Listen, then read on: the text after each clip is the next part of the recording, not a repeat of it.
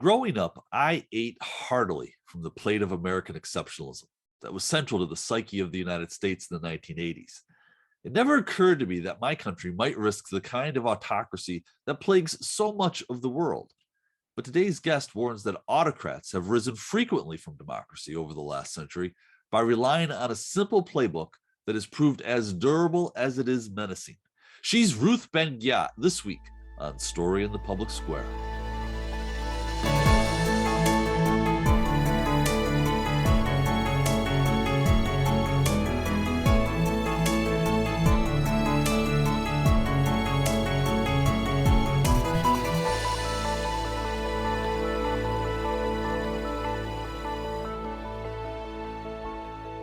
Hello and welcome to Story in the Public Square, where storytelling meets public affairs. I'm Jim Ludis from the Pell Center at Salve Regina University.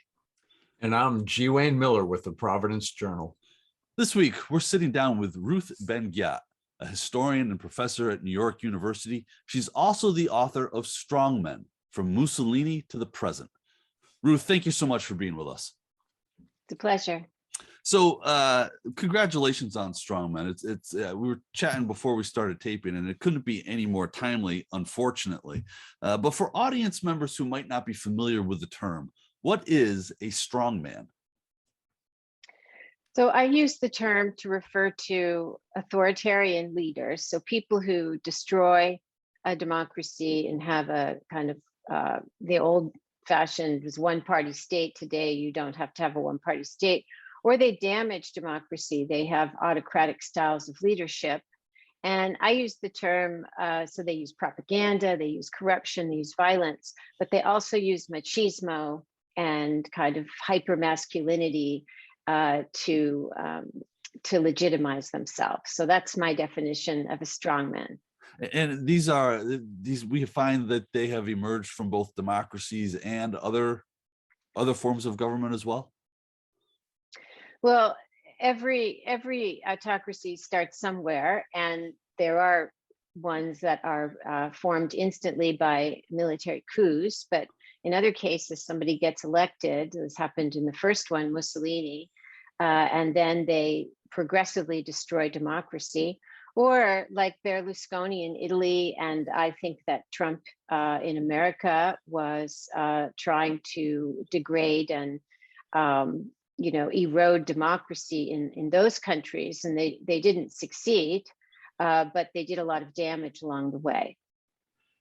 So you write that strongmen use many of the same tactics, and I think we should go through some of those tactics sort of one by one. And let's start with an appeal to national greatness. Talk about how that has been a component historically, and we see it, of course, today with Vladimir Putin.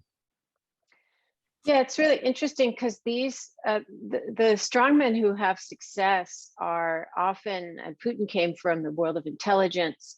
Many of them come from, they have experience with media as journalists or in television, and they know how to appeal to the public and say things that the public wants to hear. So whatever the issue is that's blocking the country being supposedly a great country, that's what they hone in on. So for Putin, for example, he came to power right after the fall of communism, and there was a disaster, disastrous economy. And so he was always about, let's have national unity, let's have national strength. And Mussolini was all about modernizing the country. And because Italians felt that they weren't quite in the center of Europe, they were kind of always on the margins. But what's very interesting is they promised to make the nation great. So they're forward-looking, they're modernizers, they're futurists. But it's also always about making the nation great again. So they also channel nostalgia. So it's utopia and nostalgia. So Mussolini said, we're going to revive the Roman Empire. And today in Turkey, Erdogan says we're going to revive the Ottoman Empire. And you see how Putin is pursuing dreams of a kind of imperial Russia or reviving some form of spheres of influence and Soviet Union as a superpower. So these are patterns that recur with this myth of national greatness. So another factor, another ingredient, as it were, of this mix is the widespread use of propaganda. And again, if you could talk about that historically, and then also come to the present day when propaganda propagates, if you'll pardon the horrible pun, through social media. Mm-hmm. So the way I structured the book is that each chapter about each tool of rule goes over 100 years. So you can see what has changed and what stayed the same. And one of the things that hasn't changed is, for example, the leader's personality cult, which is a creation of propaganda, very important. And the rules of the personality cult are that the leader is the man of the people, very relatable, man of the everyday, but is also a superman. And he's the man who decides what reality is. In Mussolini's time, there was a slogan, Mussolini is always right. And only they know, this relates to national greatness, only they can know where the nation is going. So you have this attempt to create through lies, institutionalized lying, an alternate reality. And you use censorship, of course, to block out any facts you don't want to hear. And all of these things continue up to today.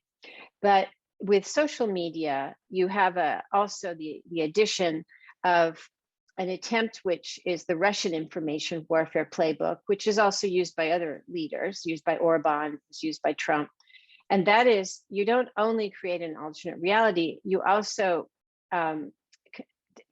degrade the notion of truth and the absolute, so that looking for the truth becomes exhausting and you can't really know what the truth is. And so the modern, conspiracy theories were always present. Think about Hitler and the Jews. But today it's called the Russian fire hose of falsehood.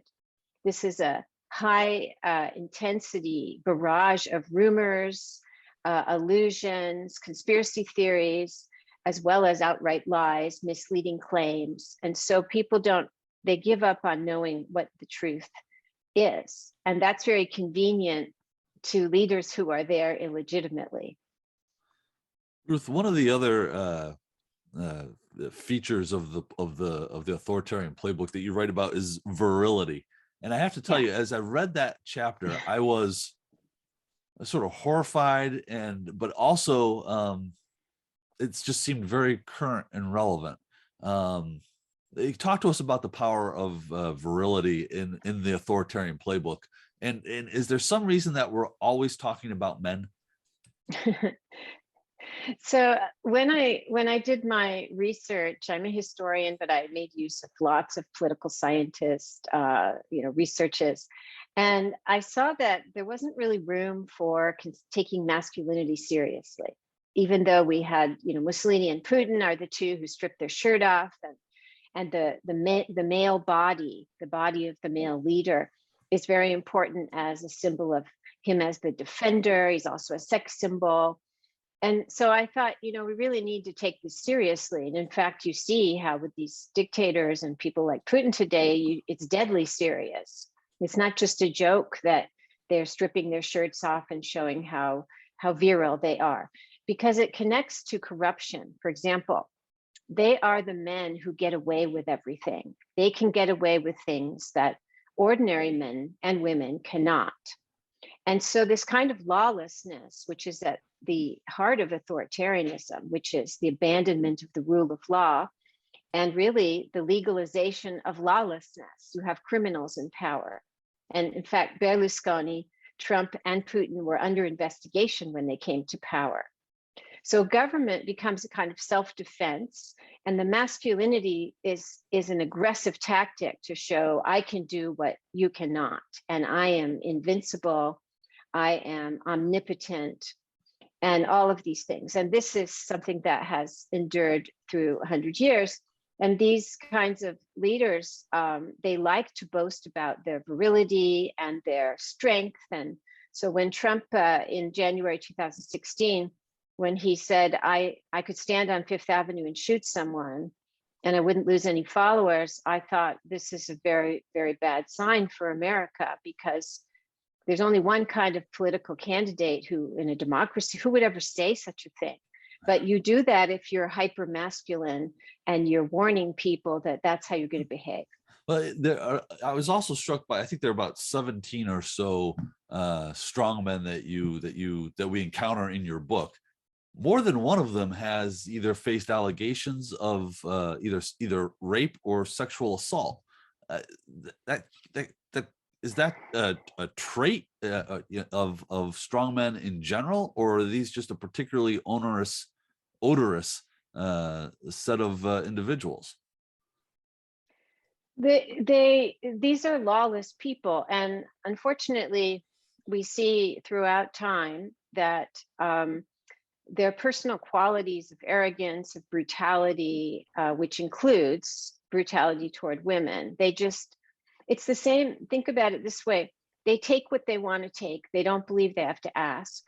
They don't believe in debating, so they don't like parliamentary democracy. And so a certain type of personality is adapted to get to power this way and then destroy democracies. And this is often a personality that just does what he wants with everybody around him. So I felt it was important to write about how Mussolini and Gaddafi in particular in Libya, they used state resources to have these kind of machines of personal pleasure, almost like a Jeffrey Epstein was the head of state, and to find women and to have them at his beck and call. They used their bureaucrats, their secret police. And so this is a form of rule in which the personal predilections and personal desires of the leader become part of state policy in a way. And they use the state apparatus for their personal desires. That also includes stealing. So Putin has an authentic kleptocracy. And all the apparatus, Gazprom, all the big conglomerates, they are preyed upon for Putin and his oligarchs, and then they siphon off the profits into the offshore finance. And this is all in the news now because of sanctions. But these leaders have always done this. And Gaddafi also had a kleptocracy, did exactly the same thing, also an oil-rich country. So the common thread is that everything belongs to the leader personally in his mind. The bodies of citizens, the natural resources, it's all his. And so there's no separation between public and private in the minds of this kind of leader. I just want to follow this thread on the toxic masculinity, hyper virility, through to one last point, because you write about this. When these types of leaders, when these strongmen meet authentically strong female leaders, like an Angela Merkel, what happens? Yes. So, often it can be confusing because these hypermasculine, openly sexist leaders do promote women. Putin he just reappointed a woman as the head of the Central Bank of Russia. Now, not in Mussolini's time, but in 21st century, they often have women. But the key is that those women have to be subordinate to him. The problem comes when you have to deal with someone as your equal. And we saw how Trump treated the apparition of Hillary Clinton. It was lock her up, right? And there's a story in my book that when Putin had to deal with Angela Merkel, Chancellor of Germany, he tried always to psych her out. He made her wait for 3 or 4 hours. And he discovered that she had a fear of dogs. And he has a dog, and that dog is famous in Russia. And so when she was coming to see him for a particularly delicate negotiation where he felt insecure, he unleashed his dog in the room. So she would have, hoping to make her have a panic attack. And then she said afterwards, well, he has to do this because this is all he has. He doesn't have any real government. He has no real economy. All he has is this kind of machismo and these tricks. So I thought that was a very telling episode. So have you attempted, or do you have any thoughts on the psychological makeup of these people? And I'm referring to, where they might fall on the DSM. Are we dealing with sociopaths, narcissists, borderline personalities, all of the above? Again, I don't know if that's an area where you want to go or can, and it would be, diagnosing from afar, but what are your thoughts on that? So I'm not a mental health professional, so I don't in the book use the terms narcissism, sociopath, but they definitely check the boxes. And there is a common personality type. Each one, of course, is a little bit different, but they are amoral. So they have absolutely no moral code. They are completely transactional. They are completely opportunist. And this allows them actually to appeal to a lot of different people, because the kind of checks on lying or on deceiving people that others who are not like them have, they just don't have them. So they tell one person one thing, and then they tell the next person the opposite. And so that's why throughout history, this type of ruler has these very eclectic constituencies. And this goes up to somebody like Trump today. You have gangsters, you have priests, you have housewives, and these people have nothing in common, but he's told each of them what they want to hear. So that's one thing. The other is that there's a demand for loyalty, which is never ending. And you can serve him for years faithfully. And if you do one thing, look what happened to Mike Pence, who was 4 Right. years of the poker faced, yes, yes, yes. And then he didn't do what Trump wanted on January 6th. But this is why there's a myth that authoritarians are very stable and they keep the country together and they're efficient. But their governments are actually totally chaotic because they're constantly hiring and firing people, because nobody is ever loyal enough. And this comes from what some would say their narcissism. They need constant acclamation from others. They need to humiliate others constantly. So this actually doesn't make for very efficient governance. So violence is clearly another feature of the strongmen playbook, and there's state-sponsored or state-sanctioned violence, war. We're seeing that today. Torture, we're seeing that today, but also violence of rhetoric. Can you break violence down for us again, historically and today? Yeah, these are people, and this extends from what we just said about the personalities. They're absolutely brutal. They don't care about others, and they have this need to dominate. And so they use violent rhetoric from the very beginning. One of the interesting things I discovered is they start using this violent rhetoric while they're still candidates. So, of course, the example of Hitler, who was obsessed with doing away with the Jews, and Mein Kampf is full of violent rhetoric, and so were his speeches. Mussolini the same. And up to people today, where you have Bolsonaro in Brazil, who is, saying, violent things about the left and about LGBTQ people. You have Duterte in the Philippines, who, while he was a candidate, he said, Filipinos shouldn't vote for me because it's going to be bloody if I win. And then the example I cited of Trump saying he could shoot someone. I mean, who does this?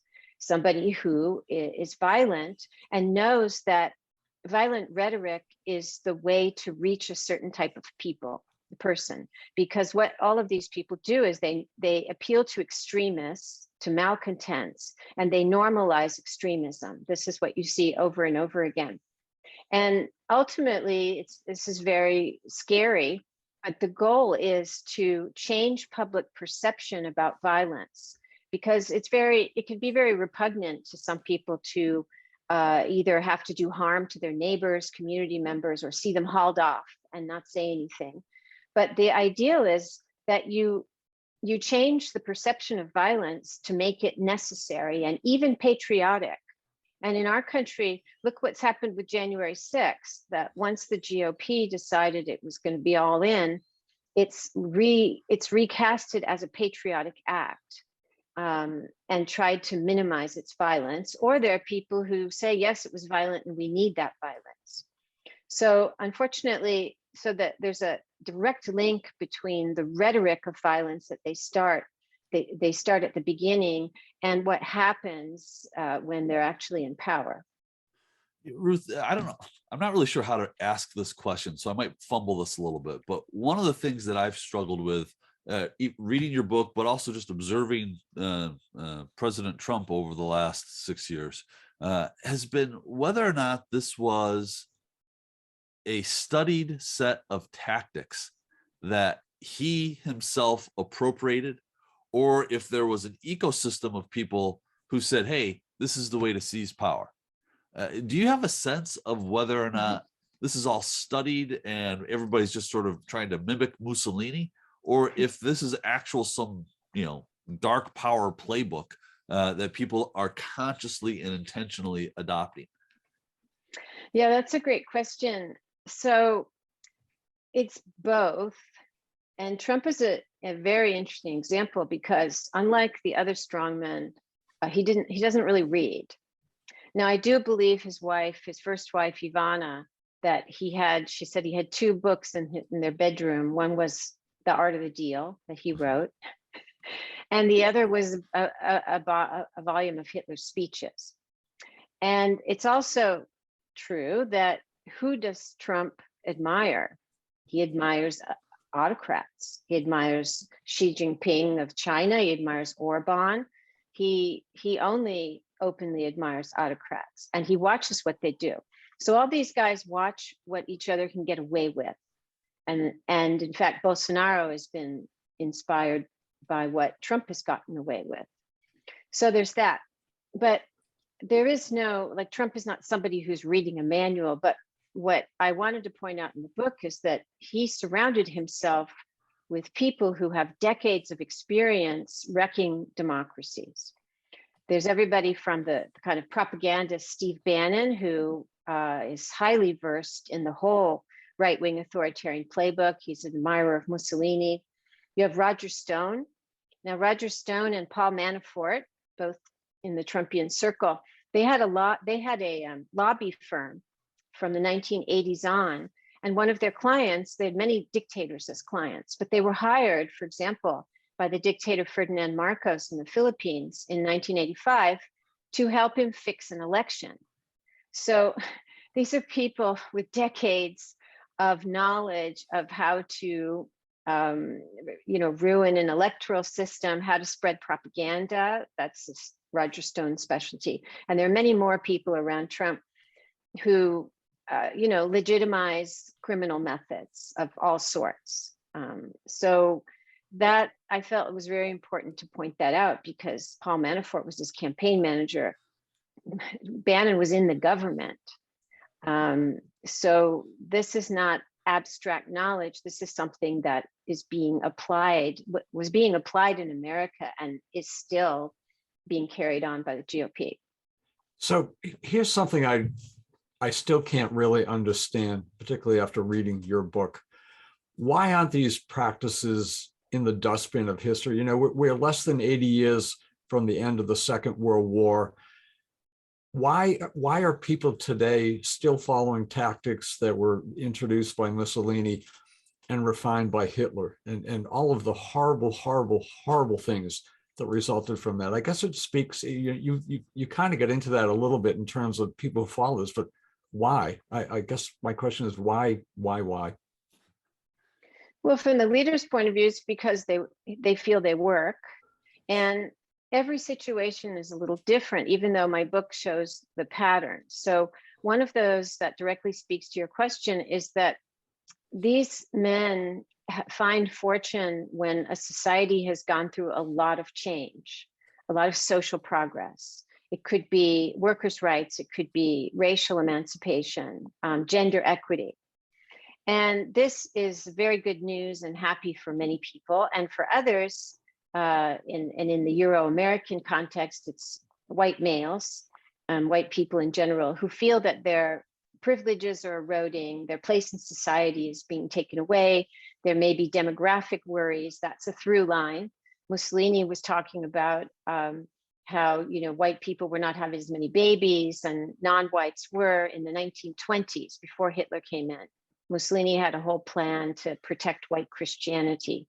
And the code word is civilization. And we hear this today from the American right and in Hungary. So we were very well set after 8 years of Barack Obama, and many people thought he should never have been president. He legalized same-sex marriage. You had women entering into combat, gender equity in the military, all of these things, which are great from my point of view, perhaps great progress, but other people felt they were an existential threat. So Trump was able to read the marketplace and realize, like many people before him, that there was a space for this kind of appeal. And so those are the moments where these tactics and these personalities work. Ruth, we literally have about 30 seconds left, but what can citizens do as we confront this kind of potential leader possibly coming back in 2024? 30 seconds. You can, we're still a democracy, and you can vote, and mobilizing to vote in enormous numbers, also to counteract, attempts to have electoral fraud here. So that's very important, and never believe that it's too late to save democracy, because it is not. You have to have hope, you have to have faith and optimism, because they'd like to make you think that it's all hopeless. We could talk to you for another week about this. Ruth Ben-Ghiat, the book is Strongmen. Thank you so much for being with us. That is all the time we have this week, but if you want to know more about Story in the Public Square, you can find us on Facebook and Twitter, or visit pellcenter.org, where you can always catch up on previous episodes. For G. Wayne Miller, I'm Jim Ludis, asking you to join us again next time for more Story in the Public Square.